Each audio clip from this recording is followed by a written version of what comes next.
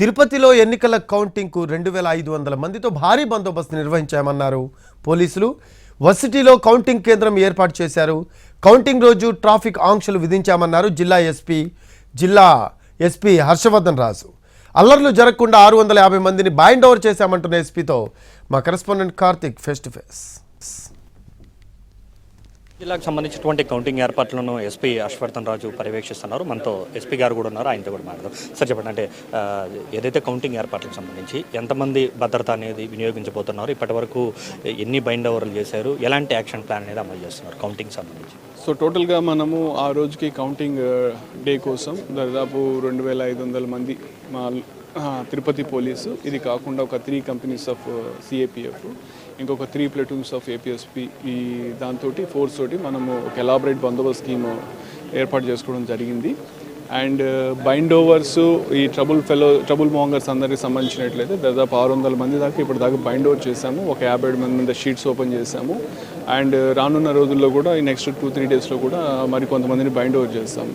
చట్టానికి లోబడి అందరూ బాధ్యతాయుతంగా వ్యవహరిస్తారని చెప్పి ఆశిస్తున్నాం. అలాగే మీ ద్వారా వాళ్ళకి విజ్ఞప్తి చేస్తున్నాం. అంటే సమస్యాత్మకమైనటువంటి ప్రాంతాలు చాలా ఉన్నాయి సార్. అంటే ఒకవేళ ఫలితాల తర్వాత అటు ఇటుగా వచ్చినటువంటి నేపథ్యంలో కొన్ని చోట్ల ఆయా ప్రాంతాల్లో కొన్ని ఇష్యూస్ అయ్యేటువంటి అవకాశాలు ఉన్నట్టుగా కూడా ముందస్తుగా సమాచారం ఉన్నటువంటి నేపథ్యంలో ఆయా అభ్యర్థులకు కావచ్చు, అక్కడ ఉన్నటువంటి లీడర్లకు కావచ్చు. సమస్యాత్మక ప్రాంతాలకు వస్తే మొత్తం మనం 133 సమస్యాత్మక ప్రాంతాలు ఐడెంటిఫై చేసాం. ఇది కాకుండా పార్టీ ఆఫీసెస్ చూసుకున్నట్లయితే ఒక 24 పార్టీ ఆఫీసెస్ చూసాం. అట్లాగే రెసిడెన్సెస్ ఒక 28 రెసిడెన్సెస్ ఐడెంటిఫై చేసాం. వీటన్నిటి దగ్గర కూడా ఇప్పుడు సీసీ కెమెరాస్ ఇన్స్టాల్ చేసాం. అంటే పికెట్స్ అన్నీ కాదు కానీ బట్ ఈ రెసిడెన్సెస్ పార్టీ ఆఫీసెస్ దగ్గర అయితే అన్ని చోట్ల మనం కెమెరాస్ పెట్టాము. అలాగే కన్సర్టినా కాయిల్స్ అన్నీ కూడా అరేంజ్ చేసాము. ఆ రోజు ఎటువంటిది ఏదైనా కొంచెం అటువంటి సమాచారం ఉన్నట్లయితే మనం ఈ కన్సర్టినా కాయిల్స్ అన్నీ పెట్టుకొని ఎవరు వాళ్ళ ఇళ్ల మీదకి కానీ పార్టీ ఆఫీసుల మీదకి పోకుండా ఉండే విధంగా మనం చర్యలు తీసుకున్నాం. అట్లాగే సమస్యాత్మక ప్రాంతాలన్నింటిలో కూడా పికెట్స్ ఏర్పాటు చేస్తాం.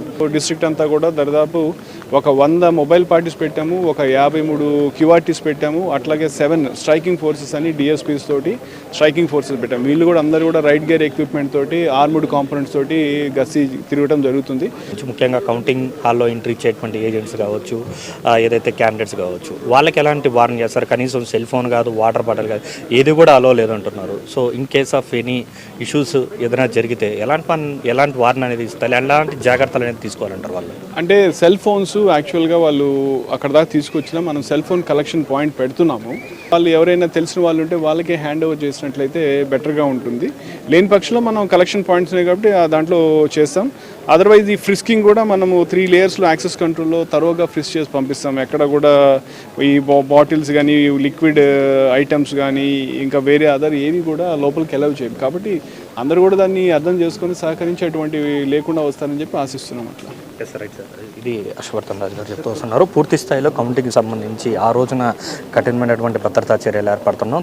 దాదాపు 2500 మందికి పైగా కూడా పోలీసులతో భద్రత అనేది కూడా కొనసాగుతుంది. ఇప్పటికే దాదాపు 650 మందికి పైగా కూడా బైండ్ ఓవర్ అనేది కూడా చేయడం కూడా జరిగింది. 57 మంది మీద రౌడీ షీట్ అనేది ఓపెన్ చేసాం. ముఖ్యంగా కౌంటింగ్ హాల్ లోపలికి వెళ్ళేటువంటి ఏ ఒక్క అభ్యర్థి కూడా చాలా కఠినమైనటువంటి నిబంధనలు ఏదైతే అమలు చేసామో వాటన్నిటిని కూడా పాటించి వెళ్ళాలంటూ కూడా సూచిస్తున్నటువంటి పరిస్థితి. కెమెరా పర్సన్ సంచేత కార్తిక్ ఎన్టీవీ.